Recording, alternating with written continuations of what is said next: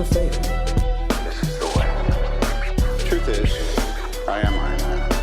Tells me when you'll love this.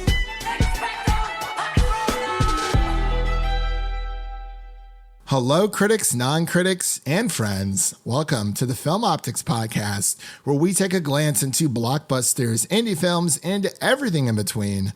I'm your host, Christian, and I'm joined by friend of the show, Leo Rydell. And today we're going to be covering our spoiler-free thoughts and reactions of Invincible, Season 2, Part 1, which consists of episodes 1 through 4 of Season 2. And on the back half of this episode, I will be giving my thoughts on the Blue Beetle 4K Blu-ray copy provided by Warner Brothers. And before we begin today's episode, you can listen to our podcast on podcast platforms around the internet. That includes Apple Podcasts, Spotify, Google Podcasts, and more. And if you are a new or seasoned listener to our show, we would love to hear from you guys. Follow us on Instagram, Twitter, and Threads at Film Optics. That is optics with an X, or you can email us at filmoptics@gmail.com for any movie-related questions. Leo, it's been a while since you've been on the show. First and foremost, welcome back. I can't remember the last time you were on. We've been so busy on both sides for us. But I wanted to ask you, what have you been watching lately? And also let everyone know what you do in the film space and where they can find your work. Well, first off, thanks for having me again, man. Yeah, it's been a little while. I couldn't think of the last one either, but man, thank you so much for inviting me and having me on the show. I appreciate it. So you guys can come check me over at Geekly Goods. I'm on YouTube, Twitter, or now X, TikTok.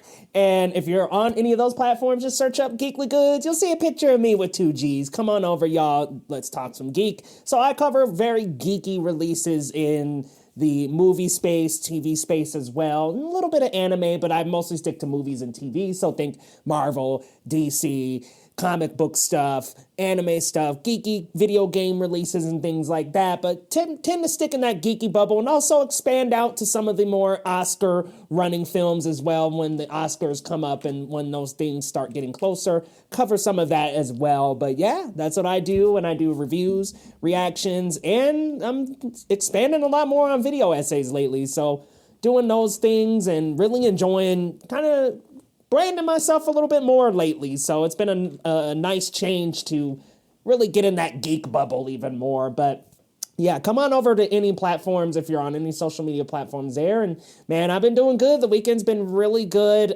Lately, let's see, I finished up Only Murders in the Building, which was a phenomenal show. I caught up. I actually started it. I started it like mid-October, and I'm already just like all the way through 3 seasons. It was that good. Phenomenal show. I love how well it's written. Steve Martin, Martin Short, and Selena Gomez are so good on screen together. They're hilarious, and they really keep the show moving forward like incredibly well.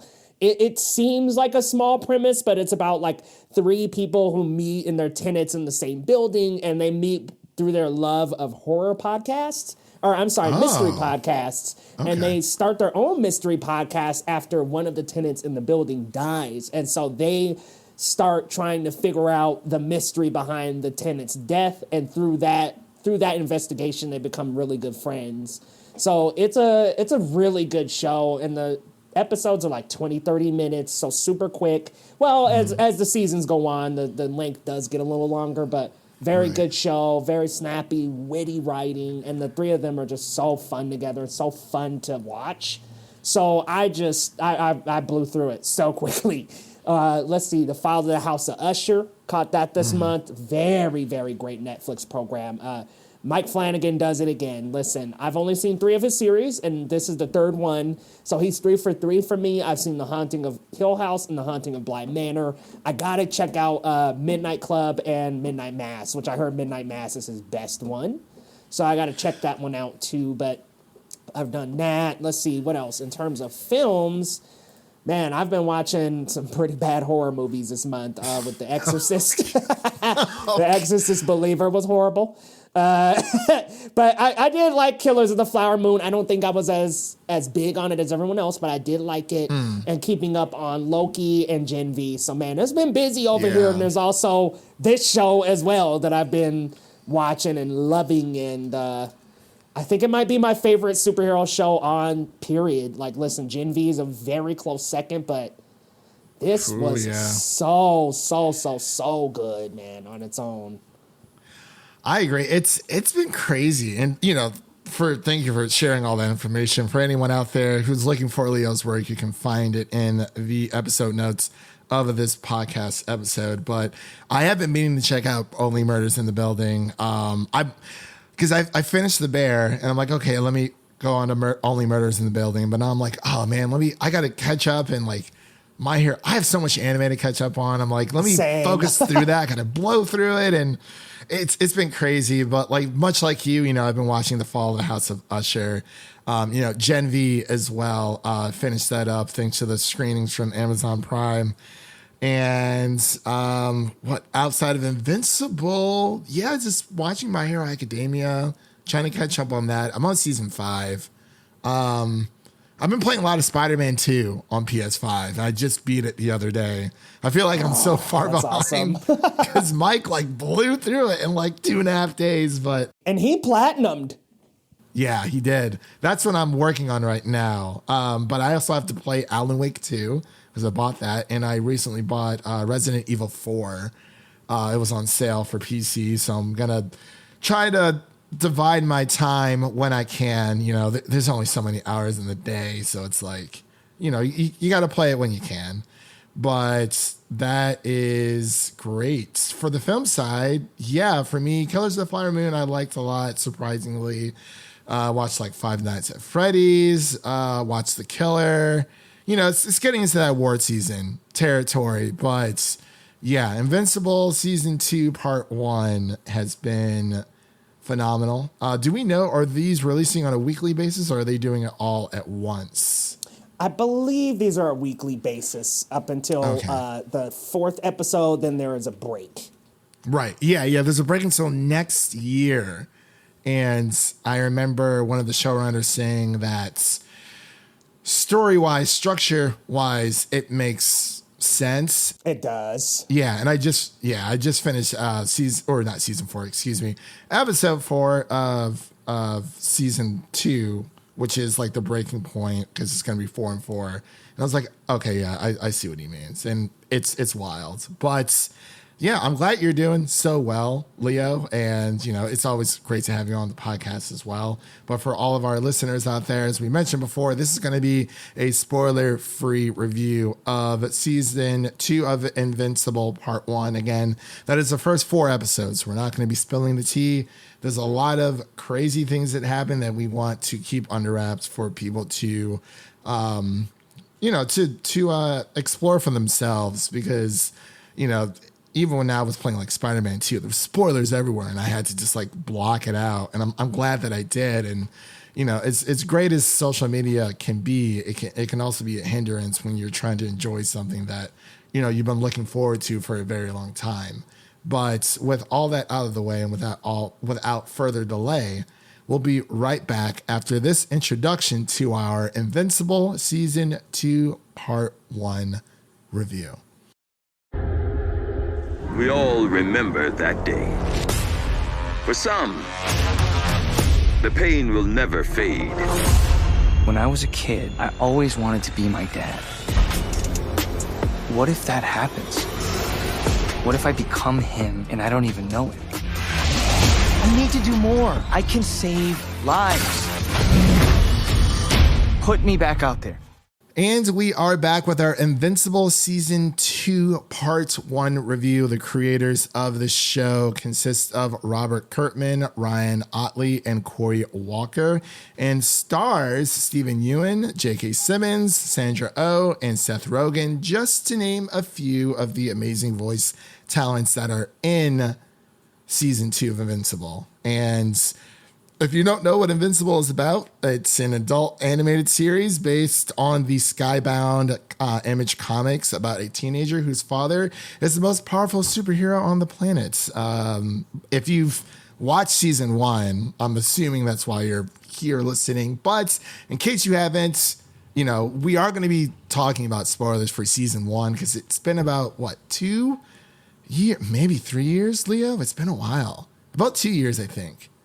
It's been a good while. I think two years, I believe. Yeah. It feels longer than 2 years. Doesn't it? So yeah, it was long. March 20. You know why? It was March 2021 is when it debuted. Like, it was like 2.5 years, really.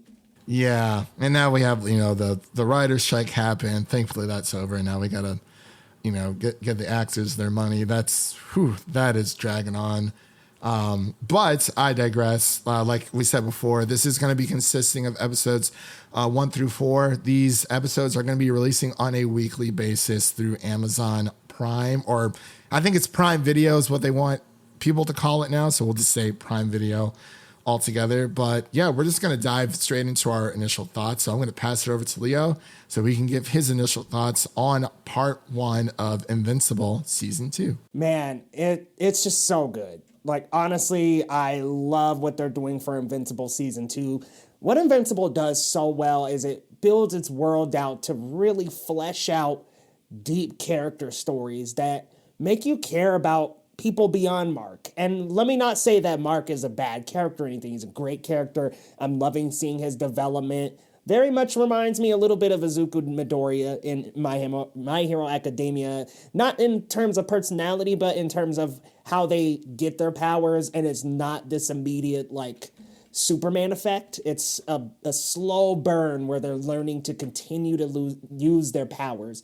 So I really like what they're doing with the Mark character. And, man, Steven Yeun and Sandra Oh are knocking it out this season. We see the traumatic effects of the end of season 1. We see what happens with Invincible and Debbie, and the voice acting from Sandra Oh and Steven Yeun in these scenes are just incredible. I mean, there are a lot of really emotional scenes, but like after the events of the end of season 1, there's a lot of emotion here. There's a lot of trauma. There's a lot of reasons to be upset. And when we see those things, I think it's the most human and relatable thing about this show. Like the after effects of these big events, the things that happen in Invincible.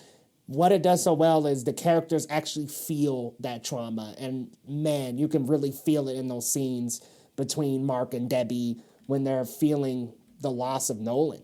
And I love what they're doing with those characters. I love that we also get perspectives from the Guardians of the Globe. We get to see Robot and how he's becoming more human now, and how things are so new to him. I mean, it's almost like he's a baby, even though he's this like leader. I mean, he's like the quote unquote leader of the Guardians of the Globe, and he's like, so adept in fighting and analysis, but he's like a baby, really. Like he's learning all these things for the first time, and I love that perspective as well. I love the Adam Eve special that we got before this, and I love her in the show so much. I think that is such a great character that symbolizes like where heroism needs to be, instead of, where just like both Gen V and My Hero Academia really do well on. Here in Invincible, it's a little bit smaller scale, but it's like the whole like team and the looks and the fame of superheroism is not as important as being an actual superhero. And I think that's very much symbolized in Adam Eve. But we do see some, and I obviously can't spoil too much, but we do see in this season how using their abilities can go wrong. And I like that it realistically gives us a look at that. Like, okay, you may think you're doing the right thing, but in all actuality, maybe you're not. I like that. I like that they're exploring that with superheroes, and like, okay, just because you think you're doing the right thing doesn't mean it's what people need. You might be doing what people want, but it may not be necessarily what is best for them. So I love that balance there as well. I love the pacing too. And this might be, and especially even as a comic book reader, even for the comic book readers, it may throw them off a little because it's very quick with the comic.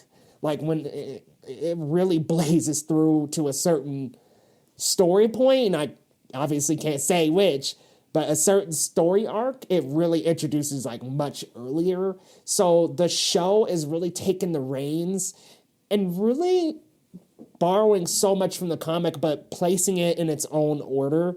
And I like that. I think it's building its own presence. And so I really like that. The reveals, the twists, the over-the-top moments in Invincible in general, but also in season 2, they belong in the story. Never are they just for shock value, which of course The Boys does that, but it's The Boys. It's known for that. But Invincible does it, and it has consequences. Things happen because of it. Like these twists and turns aren't just for the shock value. They actually add and push the story forward. But this season has been incredible. The animation is good. The Mark story where we come to, and hey, we get to see him win a couple times this season too. I was like, okay, Mark is winning some battles. And it seems like there's a couple references going on here to another big comic book property, but I won't say which and I won't say who, but it seems like they might be building up to another hero maybe entering the fray at some point. But I'm loving it so far. I really, really, really like Mark and Debbie's scenes. I think it's important in a superhero show, in my opinion, to have a human character that has such a major perspective, because it works in Superman and Lois as well. Because, okay, Mark, somebody who can fly and has super strength and blah, blah, blah, has a much different control and grasp over the situation than Debbie, who was the wife of this superpower being, but can't fly away, can't, move buildings, but has to still deal with the trauma. So it's really, really good where they've taken this season so far. And man, I only have one big issue that I'm really upset about, and it's that I cannot watch part 2 yet. I want to watch part 2 so bad. Yeah, I'm right there with you. And you've made some fantastic points. This season 2, it is, after, obviously, what you've already talked about, like after the effects of what Omni-Man did in Chicago, and how, the world is still feeling that, like they want to get to a place of healing, but it's taking a while, and we see throughout this season. And when I was watching it, I was like, it didn't feel like I was watching it because it felt like so long since we've seen like anything Invincible related. But I will say, if anyone who wants to go in to watching season 2 beforehand, definitely watch the Adam Eve special before hopping into season 2, because that gives so much more depth and character study to Adam Eve herself and how she became the hero that she is. And I think that she is as equally important as Mark, as we've seen in season 1, but, finally getting a little bit more background and a little bit more insight on her past. It was quite possibly one of like the best pieces of like superhero, like television or a period that I've probably ever have seen. So definitely watch the Atom Eve special before diving into season 2 of Invincible. But like Mark said, it's brilliant. The way that they tell the story isn't exactly linear. Like it's linear to a point, but within this season, Mark's training wheels start to come off a little bit. He's still dealing with the facts of everything that's happening, with his father, and he's in a bit of a daze for a while, but he kind of snaps out of it. But it's a progressional thing that happens, and I agree with what Leo was saying between his mother Debbie and Mark. Like it's like the biggest influence of both of their lives has just left, like disappear without a trace, and you really feel the consequences that they have to deal with, especially, I would say equally between Mark and his mother, Debbie, and the tribulations and trials that they have to go through.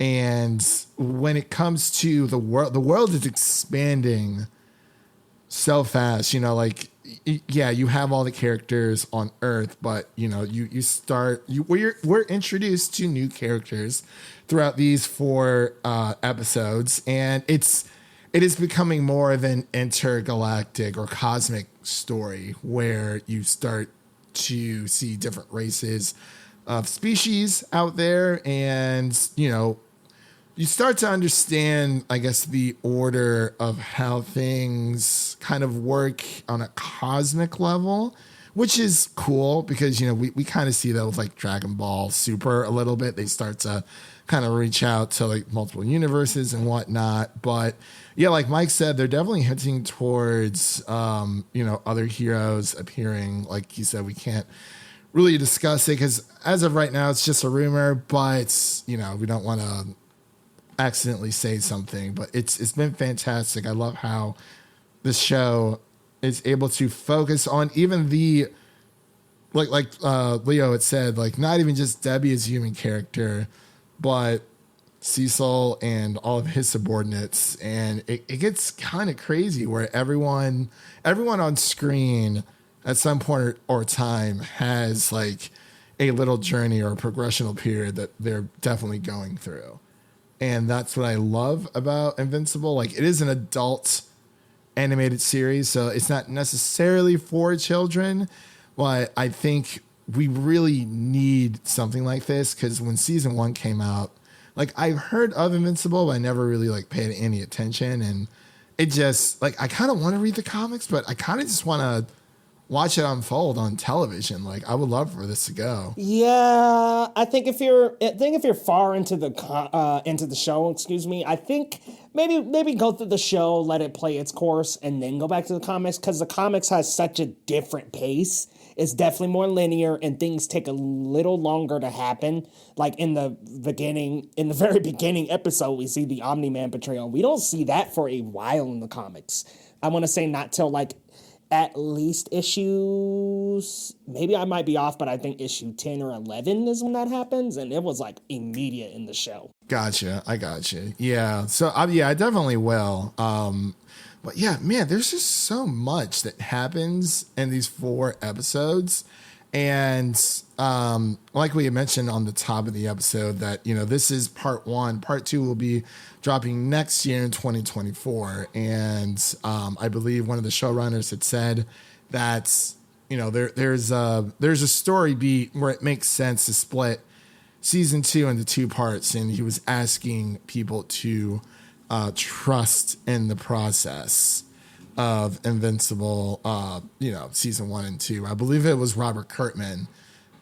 This is actually from Collider, actually just from the article, and explaining why it was like split into 2 parts. He said, "So I think it's good to take a pause and narratively, it's going to make things hit a little bit harder later down the line. And with us seeing all 4 episodes at once, I definitely see where he's coming from, just asking people to trust in that process. And we don't know exactly when in 2024 part 2 of season 2 is supposed to come out, but it's supposed to pick up in the second half in 2024. But he said simply he just wants fans to trust his decision when it comes to creating, this impactful product. And so far the series has delivered. Yeah, so far so good. I mean, I'll be honest, I'm willing to wait. I think like with Stranger Things, it worked very well. I don't know about you, but like some of the bigger shows, like I think this formula could work well. I know some of them don't want to do week to week, but a week to week and a part 1, part 2, I'm down, especially if it's that good. Like, it's so good that I'm like, I want part 2 now. Yeah. Like, there's nothing better than a good television show. I love weekly releases. I mean, yeah, sometimes you can benefit from binging depending on what it is. Like anime, you can literally just blow through it. Like you can blow through like 5-6 episodes because they're only like 22 minutes each. So it's like, it is what it is. But, after everything that happened season 1, with season 2, Mark is struggling with rebuilding his life after, Nolan, his father's Omni-Man's betrayal and departure. So it's like, they're slowly building up. And, as we've seen, Mike, there's so much that has happened, but it's easy to keep track of because, like we said, it's not as linear, as you said, as it is in the comics. But I love how they're able to they're able to bounce back and forth and to still make the story progress forward. And especially after, episode 4, it just, it feels like, take a break, like digest and kind of think about the process of everything that's process everything that's happening. And I think people have, have kind of forgot how to do that with binging, but that's neither here or there. But yeah, now that I'm definitely going to rewatch these, like 100%. I don't know about you, but I'm definitely going to rewatch them with everyone and kind of just have a great time. Oh yeah. I'm gonna be in the discussion, man. Like I'm gonna be posting about it on Twitter, and I'm planning to do some spoiler shorts, so like some spoiler covering the episode, like recaps and stuff. Like I'm gonna be in it. Hell yeah, 100%. So I want to actually pass it back over to you really quick. Was there anything else you wanted to mention that we haven't gotten to yet before we kind of just get into our final thoughts? I don't know if we should do ratings as of right now because I kind of want people to watch it. So we can just do final thoughts. But before we get into that, was there anything else you wanted to mention that you haven't had a chance to yet? I think we covered just about everything. I wish it wasn't so broad strokes so we can get into more details, but there's a lot we can't reveal. So there's a lot. Yeah. Like Amazon, to the point where Amazon's sending people PDFs like, do not reveal, like it's for per episode. Like we can't talk about a lot of stuff, which is fine. That's fine. Yeah, that's all right. Yeah, which it's good though. I like when studios do that, where it's like, hey, after you've watched, here's a list of things that you shouldn't talk about or don't talk about, so you know what you can talk about. Yeah, I'm okay with it. For sure. But yeah, let's get into our final thoughts. I'll pass it back over to you. What are your final thoughts on Invincible Season 2, Part 1? Man, final thoughts is just that this was a fantastic season so far. And I'm really curious and looking forward to where they're going with the rest of it, because I'm over the moon, to be honest with you. I know this might be saying a lot, but it's my favorite superhero TV show right now. I mean, I love Superman and Lois. I love The Boys and Gen V. But this one is just something extra special about it. And the characters and the way that they build this world that you care for and love for so much. It does remind you of Marvel. It does remind you of those peak days of the MCU where they built this world that you cared about so much. And Invincible is just doing it, man. Like Robert Kirkman, Walking Dead, and now this. It's just such a well-explored world, and I can't wait to get more and more into it. Yeah, and I think part of that, we've always talked about like how animation opens up so many more doors than live action does, and I think I'm right there with you. Like Invincible is truly something special because it is a adult animated series, and not saying that like animated series are for children, because I feel like America, more more than any other country, still kind of has that mindset of animation equals like for kids. But no, there is something special about this where it's like it's everything you've ever wanted. It's something new, it's something different. It's not DC, it's not Marvel. It is based off a superhero property, but it's telling its own story. And there's something great about not wanting to, obviously we consume a lot of like superhero genre content or like movies and TV shows, but there's something nice about having a piece, like a project that isn't necessarily DC or Marvel focused. Like it's still within that realm, but it's something completely new, completely different. And it's able to tell its own story. You don't necessarily know where things are going to end up unless you've obviously read the comics, but it's just a new experience where, it's a breath of fresh air. And I hope that they're able to tell the entire run of this comic, because I believe it's finished, the entire comic run. Yes, yeah, Invincible is done. Yeah. So my only gripe is that season 1 is not available on Blu-ray. Amazon, fix Oh, that. it's not. Come on, Amazon. Come on. Hey, I got The Boys season 1 and 2 sitting on my shelf right now. I need Invincible 100%. I hope that they do. And I agree with Mike. The only other negative thing is that we can't watch part 2 yet. So those two things are, Blu-ray for season 1 and definitely for season 2 moving onwards, because this is something so special. And I think Amazon or Prime Video through Amazon, they really do have some good stuff. And I think when it comes to superhero related stories, they're probably doing it.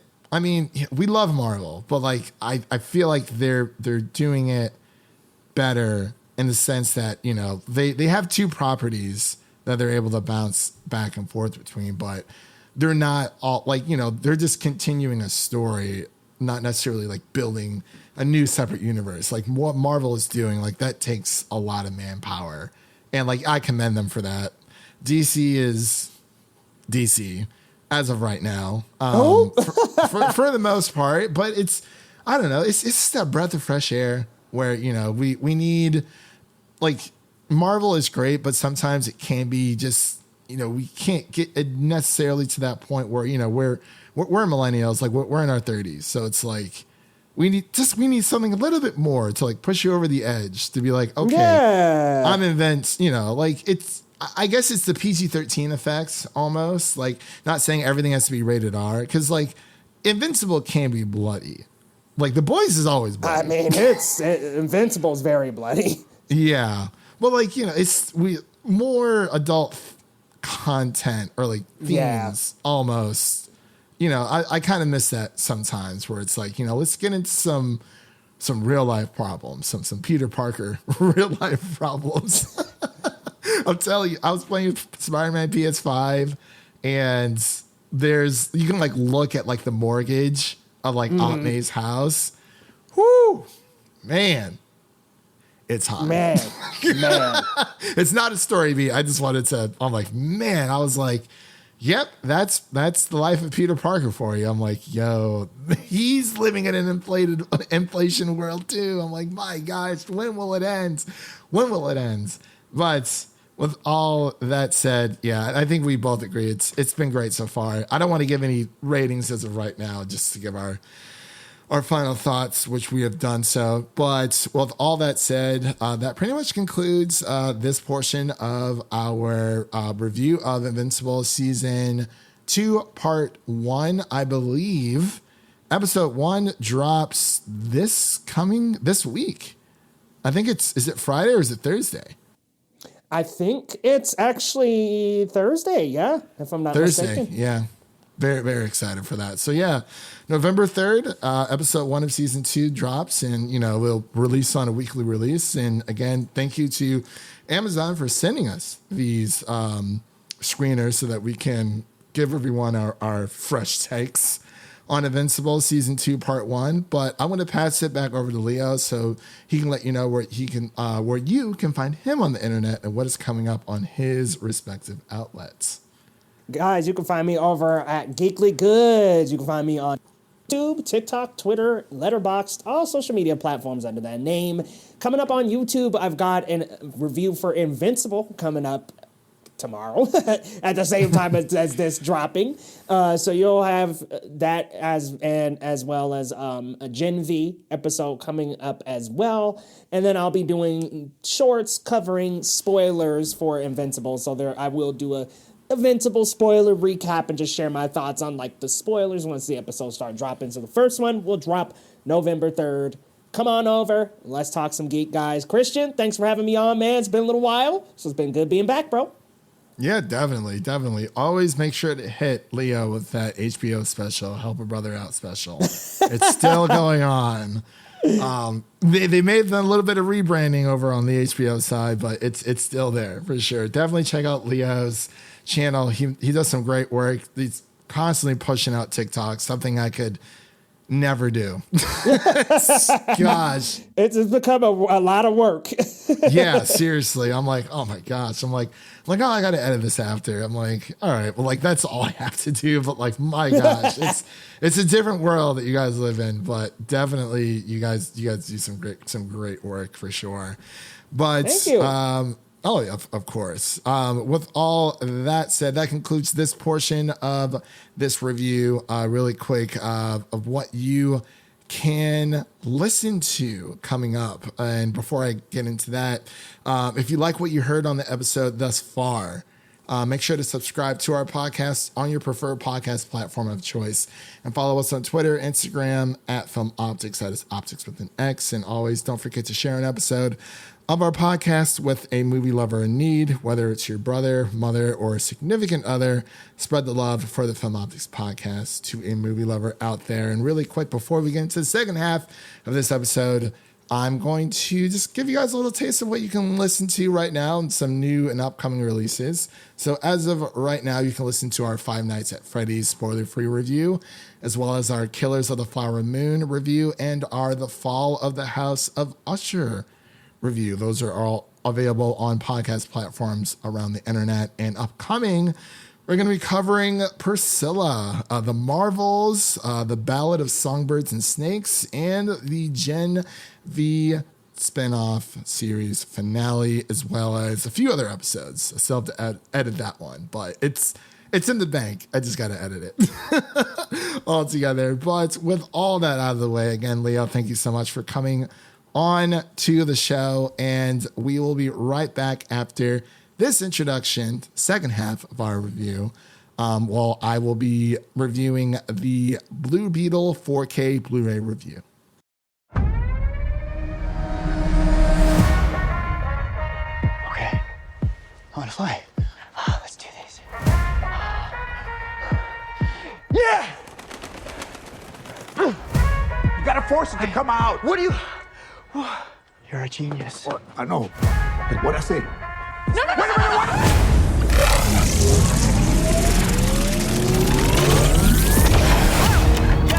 Oh, did you know what was going to happen to my brother when you stuck him with this world-destroying thing? It's called the scarab. I had no idea it would activate. It has to choose you. So how do we get it to unchoose me?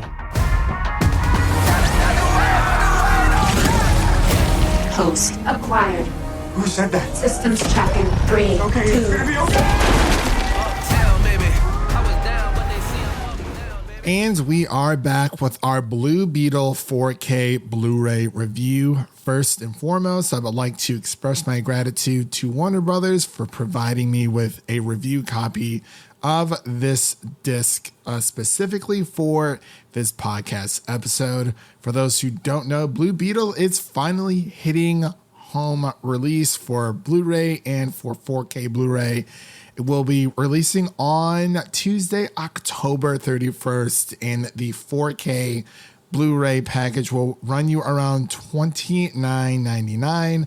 That includes the standard 4K Blu-ray disc and a digital code. Again, it seems that Warner Brothers is trimming the fat when it comes to these packages. You would usually get a extra Blu-ray disc, but that is also separate with its own digital code as well. But if you are new to this part of the show, this is the part of the show where I like to pick a new 4K release of a movie that I've seen or would like to see and give my thoughts on the product as a whole. This is a review of the product of Blue Beetle, the 4K package itself. So I usually go through my initial thoughts first, and then I get into the picture and audio quality of my thoughts on the film when it comes to the disc itself. Then I get into any special features, if there are any to mention, and then I give my final assessment, whether or not this is worth picking up and if it's worth the asking price that Warner Brothers is releasing this movie for. So as far as my initial reactions go, this is another film that we actually reviewed here on the show, and I was pleasantly surprised by how much I enjoyed this movie. DC comic book films have been facing a lot of challenges since their rebranding into DC Studios with James Gunn and Peter Safran at the helm. And it's been a while since we've actually had a standard origin film, especially from DC, even though it adheres to a formulaic story structure. The journey that Jaime Reyes and his family undertake is undeniably enjoyable. The villain, Victoria Cord, played by Victoria Cord, and her scientist henchman, Carapa, are relatively one-dimensional, but sometimes that's all you really need for an origin story. Most villains, when it comes to origin stories, are very expendable after the origin story has unfolded or after that origin story has been told.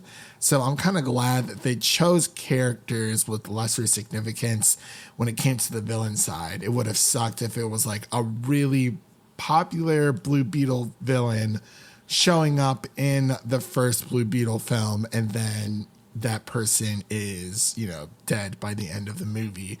But all in all, when it comes to my initial thoughts of this movie, it offers a good time. It's a great popcorn flick.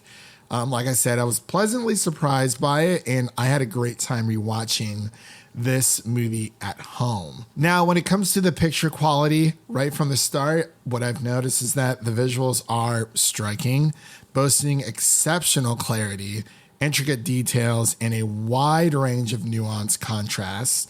The Dolby Vision technology in this movie, when it comes to the grading of the Dolby Vision coloring, enhances the experience with remarkable, spectacular highlights.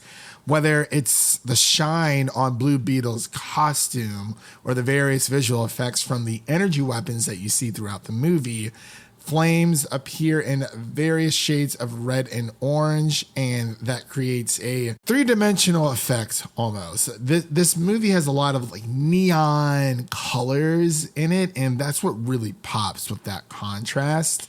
And there's a lot of fire in this movie as well. And the contrast between Blue Beetle's suit when Jaime Reyes kind of suits up and when his like back's against like a pile of flames or something, the contrast is really there. It's a lot of deep crushing blacks, a lot of purples, neon blues and yellows and the whole nine. Pretty much a lot of blacks, dark purples, neon blue, and like deep royal blue as well. A lot of neon colors kind of just all mixed in together. And like I said, it really makes those contrasts pop. And I think Dolby Vision enhances that feature for this disc. Now for the audio, when it comes to this film, as always, for the most part, Warner Brothers does a fantastic job in the audio department. The audio in this film is truly impressive. The dialogue comes through crystal clear, and the musical score blends in with all the sound effects beautifully. There are moments where there are kind of like overhead speakers, at least for my little setup. That adds like an extra layer of excitement to the film, especially during scenes like Susan Sarandon and her cohorts kind of soaring over like the Reyes house, which is pretty cool. There's like a lot of low frequencies that are pretty powerful, strikingly powerful, and they are very robust when needed, definitely when required, making this a treat for those who appreciate the rich, deep bass in their audio experience. I think a lot of audiophiles are going to get a kick out of this. There are a lot of deep bass moments within this film, whether it's the music, whether it's the sound of the weapons going off, whether it's the sound of Jaime Reyes's suit and all the different little gadgets that he has. The audio is definitely something worth talking about. Now, as it comes for the special features of this movie, I can't say that it's necessarily on the light side of this movie, but there's a few things here or there. Warner Brothers often supplies like a few featurettes that, for in this case, feels like this came straight from the Electronics press kit. But there's a few interviews and behind the scenes looks on the 4K disc and on the standard Blu-ray disc as well. But the only other thing that really comes to this package is a Movies Anywhere digital code like you get for most movies nowadays. But yeah, there's a few special features within this package that probably equals up to about possibly an hour and a half worth of time, maybe a little bit less. But yeah, going through a lot of these, it just feels like they came straight off of Electronic Press Kit, which you can find online. A lot of featurettes you can find online as well. And, you know, I've said this time and time again, especially with our Barbie review, with that movie being, you know, the number one movie or one of the number one movies in 2023 that hit $1 billion, you would feel like you would have a little bit more supplement there, especially when Oppenheimer, the 4K or physical release of that, is getting 3 hours of featurettes or just extra features, special features altogether. But yeah, like most Warner Brothers releases, when it comes to the featurettes or the special features, there's not much to talk about. Unfortunately, it's pretty bare bones. Sometimes it's almost non-existent. But when it comes to my final assessment of this film, Blue Beetle, to me at least, is an enjoyable action-packed comic book movie that delivers on these stunning visual effects for this origin story. Warner Brothers 4K HD release, as always, maintains that top-notch quality in both audio and video aspects, and that really is what's important here, especially for the cinephiles and the audiophiles out there. But as far as the asking price for $30 for a 4K disc and a digital copy only with bare bones special features, I would say if you are a massive DC fan, you can definitely pick this up for full price. If it's something that you're somewhat interested in, but want to kind of wait until a sale, I would say do that. If you are just interested in, you know, expanding your collection a little bit. If you haven't seen this movie, I'm not sure when it's coming to the Max streaming service. It definitely will be at some point or time if it hasn't already. I cannot recall, but $30 for a 4K disc and a digital code, that's pretty standard for the quality that you're getting. I would probably put this around like maybe $25, but $30 isn't necessarily going to break the bank for you. So it's really more of a personal preference. This is supposedly the first movie in the new DC studios, and when it comes to representation for the Latinx culture out there, I think it does a phenomenal job. It made me laugh, it made me cry. There's a lot of emotional story beats within this movie, but I think it's definitely worth picking up. If you wait for a sale, I wouldn't blame you, but $30 isn't necessarily a lot of money, but it could be cheaper altogether.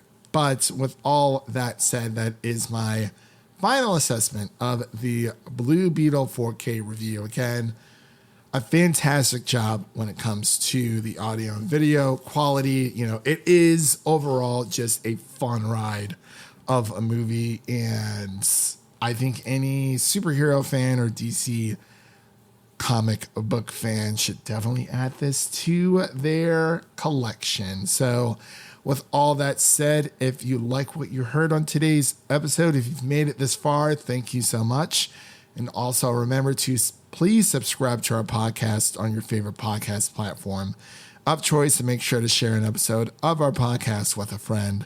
Whether it be your mother, your brother, or your significant other, make sure to share an episode of the Film Optics podcast with a movie lover in need. And with all that said, that is a wrap on today's episode. Thank you for listening. And if you enjoy our show, please leave us a 5-star rating and review on Apple Podcasts and Spotify. And follow us on Twitter and Instagram to stay in the know.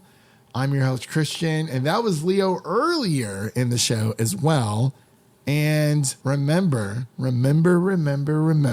life is like a movie. So go out there and make it a blockbuster.